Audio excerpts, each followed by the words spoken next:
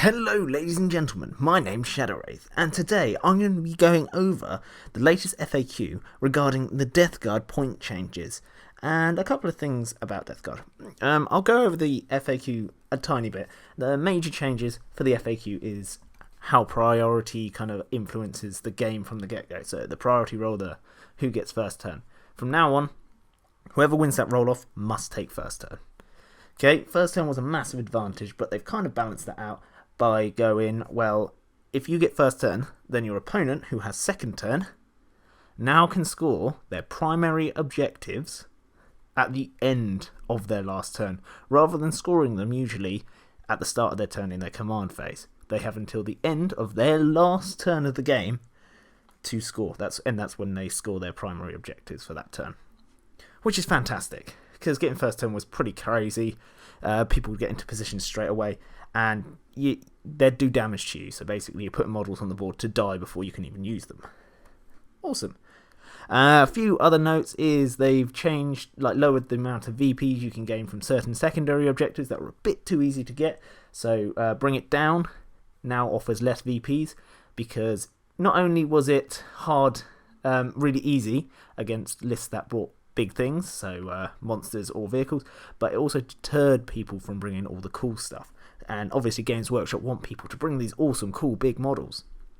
And if they've got a secondary objective that is way too easy to get and stops you from bringing all their cool, expensive vehicles, then yeah, it's a good thing they changed that. And Abhor the Witch has changed slightly for lower VPs because it was too easy against certain factions. I'm looking at you, Grey Knights. I'm looking at you, Thousand Suns. Yeah, so jump into the Death Guard bit. Firstly, I just wanted to mention that Chaos Rhinos and Chaos Land Raiders did not get the keyword Death Guard. Hopefully that's an oversight from GW, or it could show that maybe we're not getting access to them, which would suck, because I've got a couple of nuggled up Rhinos and Land Raiders, so that would absolutely suck. Never mind, is what it is. Now we've got points for all our stuff, so if you want to start playtesting them, you can do. It's quite cool. Obviously, here we've got the Lord of Vigilance, who's the awesome guy with the double Plague Spear. He is at 120 points, which is really good. Really, really good. Talking about keywords as well, we've got the Sorcerer and Chaos Lords. They're getting the Death Guard keyword, which they should have had anyway.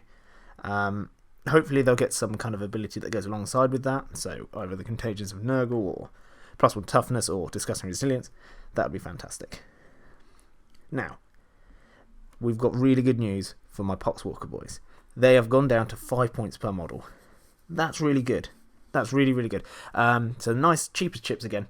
But it all depends on how they work on the tabletop. Are they going to get a Feel No Pain? I really hope they do, otherwise they will be unusable. Or perhaps, this is my kind of prediction, they might get a reanimation protocol kind of thing, symbolising the Poxwalker is not really dead when you take it down. So basically a Feel No Pain, but it's the kind of how the Necrons work, where if you wipe the unit they don't get the save, but at the end of the phase you can give it a go. That would be awesome. Plague Marines are staying at a static 21 points, which is really nice. So the slight points increase for +1 wound, +1 attack is really, really good. Yeah. But you can only have them in squads of 5 to 10 models. I'm not too upset about that, because I think small, hard-to-kill units are very, very good in 9th edition at the moment. And Plague Marines are hard and can sit on an objective quite a while, being toughness 5, 3-up save, get cover for them, which you should be able to do quite easily. Yeah, and they take -1 damage now, but there might be Feel No Pains in the list that you could stack on top of that. I doubt it, but there might be. Blightlord Terminators are 40 points, and their costs now include their melee weapon, which is either the Bale Sword or the Bubonic Axe, and the Combi Bolter. So that's really good. That's really good. I'm happy with that. So that's a slight points decrease, because you get those options added. The Plague Surgeon has gone up by 15, Tallyman's gone up by 5, so that's looking like they might get some sort of buff, because the Plague Surgeon, well, I can only imagine what he might bring to the table. Tallyman, I love the Tallyman model, and hopefully he keeps his re-rolling to hits. Probably not, because Games Workshop are trying to move away from all the re-rolls, but who knows.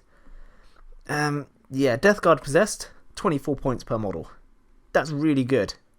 They've got 4 attacks with plague weapons, and they're rocking at toughness 5, and they've got +1 to wound as well. But you can only have 10 of them in a squad. But that's still fantastic. 24 points, I'll take that all day long. Foul Blightspawn has gone down in points, 10 points. Hopefully that doesn't mean he's getting nerfed.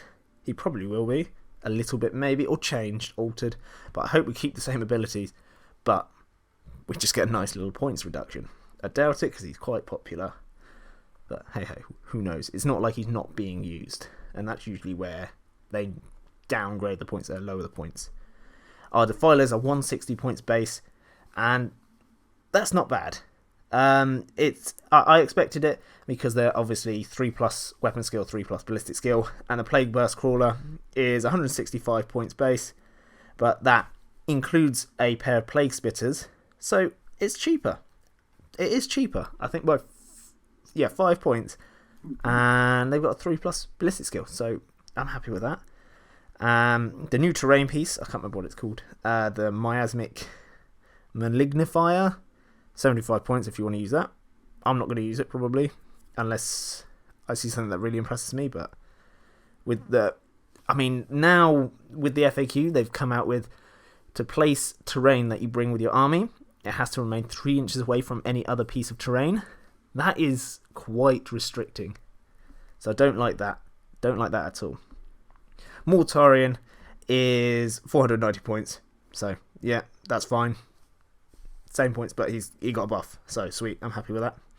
And the Deadly Pathogens are on there too, and they cost about 10 to 20 points, and each of these adds +1 to the strength of weapons.